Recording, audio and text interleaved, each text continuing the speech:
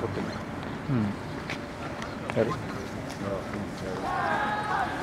次だってこれやんなきゃいけない。